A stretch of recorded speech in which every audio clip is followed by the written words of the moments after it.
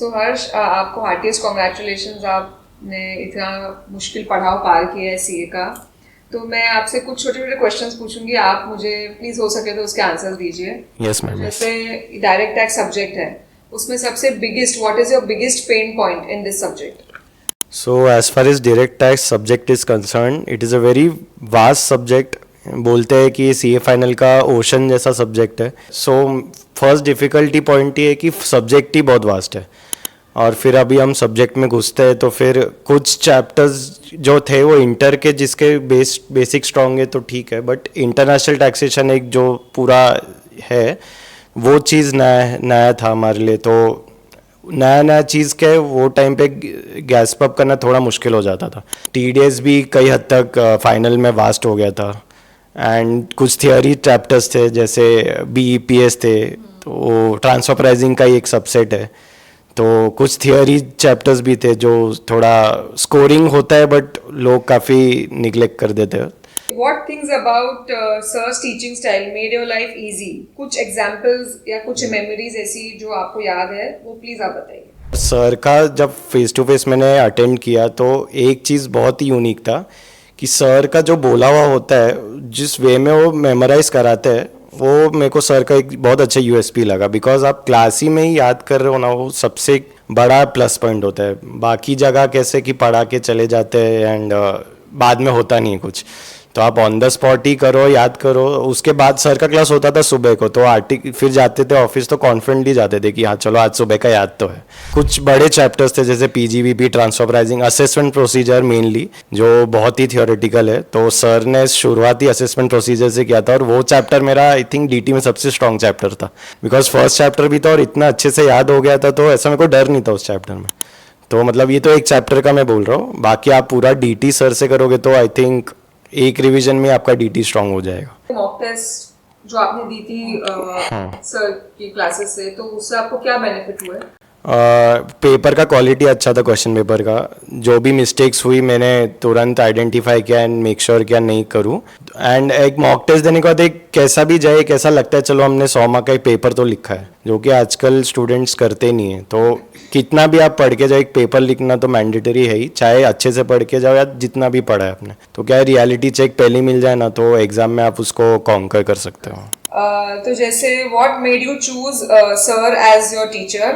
Please give an honest opinion, मतलब whatever was exclusive about sir, और आपने फिर सर को क्यों चूज किया था टीचर? सर को भी मैंने क्यों चूज किया, बिकॉज सर का एक रेपुटेशन था। तो ऐसा था, फेमस रेनाउंड टीचर्स में शिरीष सर का नाम आता था। फिर मेरे आर्टिकलशिप में एक दो मैनेजर्स थे जो शिरीष सर से उन्होंने पढ़ा था, तो मेरे को रिकमेंडेशंस आए थे। तो फिर मैंने बिना डेमो लेक्चर मैंने एनरोल कर लिया। मेरा एक फ्रेंड था, तो ही टोल्ड कि सर का तू पूरा लेक्चर अटेंड करेगा तो तेरे डीटी एकदम मजा आ जाएगा। एंड वो बहुत दिल से कॉम्प्लीमेंट्स आते थे लोगों को सर के लिए। फिर मैंने खुद भी एक्सपीरियंस किया वो चीज़ को। सो जैसे इन अर्लियर वीडियोस मैंने बोला कि सर के यूएसपीज तो थे ही, टेकअप सिस्टम जो आई थिंक सर ही करते हैं और मुझे पता भी नहीं कोई है और होगा भी नहीं, I don't know.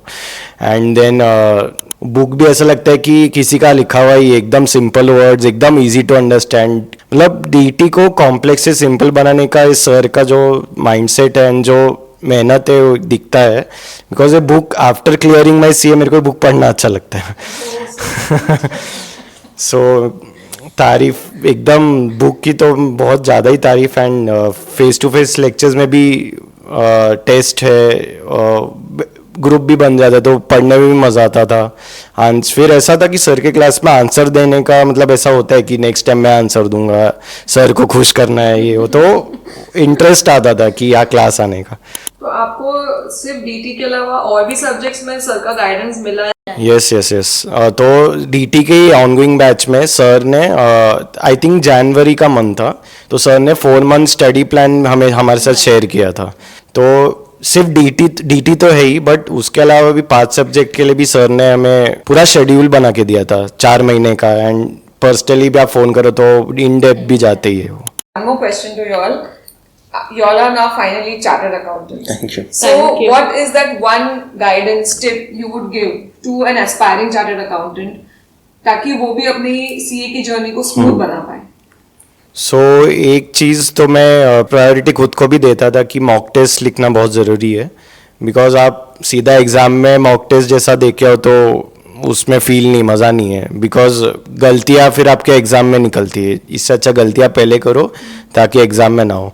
And plus आप एक जो स्टडी प्लान बनाते हो, या तो आप खुद का बनाओ या श्री सर जैसे मेंटर से हेल्प लो, कुछ भी करके प्लानर बनाओ and stick to that. And जो भी आप मटेरियल यूज़ करते हो उस पर ट्रस्ट रखो, इधर उधर 3-4 बुक्स ये वो लेके फिर कन्फ्यूजन ही क्रिएट होता है। सो लिमिटेड रखो बट उसको 100% करो।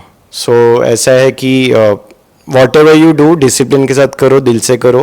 किधर अटकते हो तो अपने मेंटर से बात कर सकते हो, उनसे मोटिवेशन, और शिरीष सर का मोटिवेशन तो You will find it या on YouTube. या तो आई थिंक कोई बच्चा बहुत टेंशन में थोड़ा लो फील करे तो सर के मोटिवेशन वीडियोस के थ्रू वापस चार्ज अप हो जाता है। तो इसलिए मेंटर वर्ड सर के लिए एकदम परफेक्ट वर्ड है।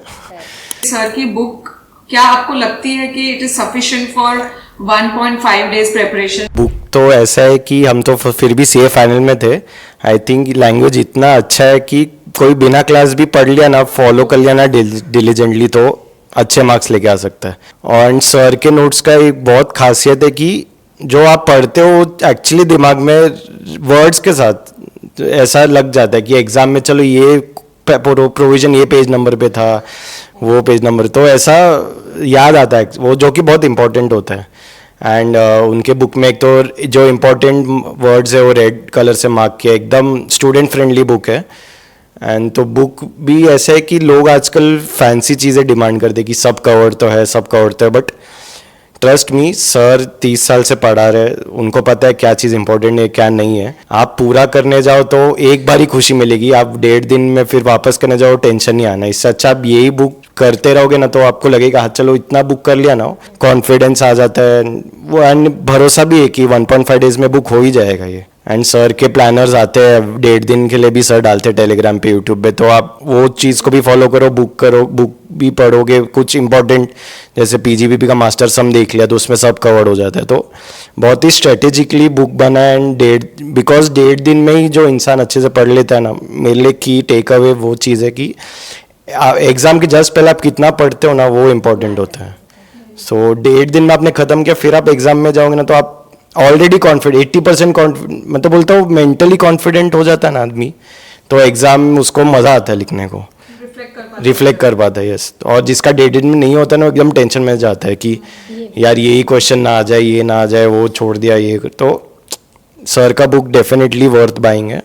एंड सीए होने के बाद भी मैं सर का बुक रेफर करने वाला हूँ। आगे कभी प्रैक्टिस ज्वाइन किया, प्रोविजंस देखने हैं तो सर का बुक तो है ही मेरे पास, और अमेंडेड बुक भी सर का खरीदता रहूँगा, ले लूँगा सर से बिकॉज वो बुक की पर्सनली जो तारीफ है, टच है, एंड दिल से निकलता है बुक के लिए, इसके लिए।